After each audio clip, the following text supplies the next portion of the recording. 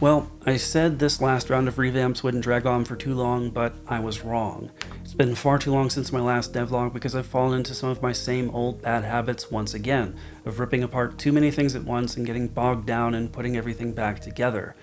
I've also been running out of steam a bit because I've been working on Galactic Chef for over 2 years, and this is about the point where, with cargo defense, I had to put it aside for a change of pace. But I'm not doing that this time. Galactic Chef is too close to walk away from it now. So rather than dwell on what's gone poorly, I want to do something a little bit different and take the new year as a nudge to stop and rethink things, look ahead, evaluate priorities, and see what I can do better. To start with, I want to set out some New Year's resolutions. First, next time I have a lot of big things to change, I'm going to take it one thing at a time instead of trying to tackle it all at once. I've made that mistake too many times, and it's time I finally learned my lesson.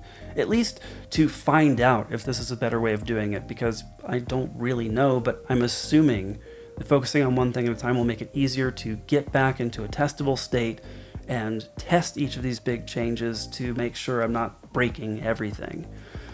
Second, I'm going to take one day a week to stop and look at the big picture, to figure out priorities, change what I'm working on if necessary, because I have a tendency to get into tunnel vision, focusing on just what I'm working on, and sometimes sinking a lot more time into it than I really should when there are bigger priorities. Third, I'm going to try to stop neglecting this channel so badly, and put up a video at least once a month. It might not always be a devlog, it might be other side projects, tutorials, who knows, we'll see. But at least I shouldn't have these month-long gaps with absolutely nothing. And fourth and finally, I'm going to ship Galactic Chef this year. No more excuses. I've been terrible at predicting timelines and I probably have no credibility left when it comes to release dates, but I need to finish this. I need to make it a good game, but I need to also just get it done and move on to something else eventually. Not to say I'm moving on right away. I do plan on making a lot of big updates post-release, but at least having that accomplishment of shipping the game will make me feel a lot better about everything, take a lot of stress off of me. And I'm going to stop there with the resolutions because the more I add, the less likely I am to actually keep all of them. So now I want to talk a little bit about the plan for how I'm going to get here to finishing the game.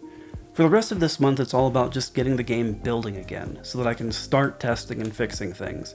And I'll probably have a lot to fix before I'm back at parity with what I had before in the last public demo.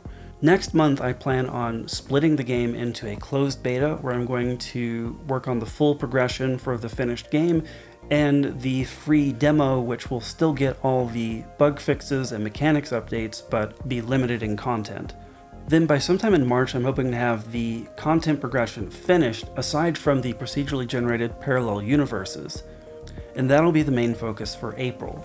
The goal is to ship the game in May at this point, but again, I'm terrible at estimating timelines. It may slip, it may be later in the year. I'd love for it to be sooner. We'll see what I can pull off. And then I'll spend the next few months making fixes, updates, etc. And depending on how well the sales go, that may continue even beyond the end of the year, but honestly, if it's a flop, I'm going to need to move on sooner. And I guess that's really it for the forward-looking stuff for now, so maybe I'll spend a little bit of time talking about some of the changes I've been working on. Right now, I'm in the middle of revamping the recipe planner, and that's because the game has changed a lot since the last time this UI was overhauled. There's a lot more you can do, and more still coming, and even things in the second tutorial, like using an inedible ingredient to infuse flavor and then taking that inedible ingredient away, couldn't be simulated in the old recipe planner. You had no way of separating liquids and solids, and there just wasn't space to add much of anything. Here, let me just show you the new design. The main sacrifice here is the challenge summary is not visible at the same time as the ingredient list. You have to toggle back and forth between them, but that opens up a lot more space for a section to edit the steps of the recipe. I wish I could show this actually functioning, but that'll have to wait for another day. Another big change is to how the content is loaded and the procedural generation, because whenever I added a new ingredient, if that got loaded before something pre-existing, that would change all the random number outcomes for everything that came after it. So I decided to create my own pseudo-random number generator based on a SHA-256 hash.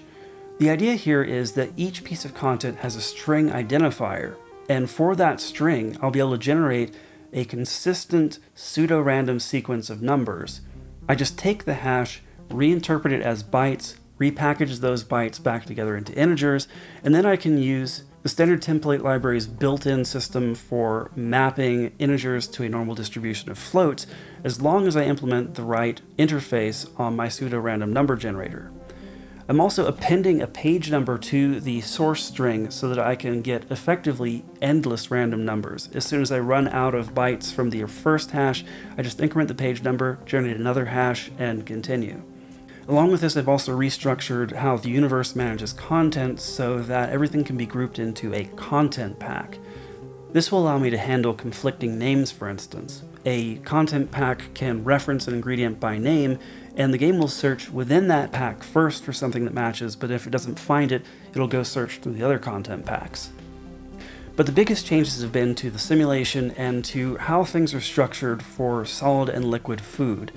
Previously, the food holder would have a liquid group and potentially a food object, but any code I had to interact between the two would have to be duplicated both in the food holder class and in a dish abstraction class for the background simulation, which can't create food holders because there's a bug in the engine where creating nodes on a separate thread can lead to a race condition with signal destruction. So the more and more interactions I wanted to have between solid and liquid, the uglier this duplicated code got, and I needed that to end. It wasn't the only reason, but it was the main reason.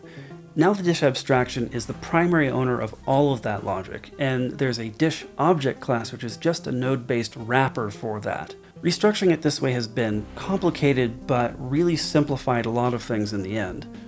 And really, that's just the tip of the iceberg. I could spend a lot of time rambling about other changes I've made, but I'd rather save that for when I can actually show these things in action, so I'm going to stop this video here.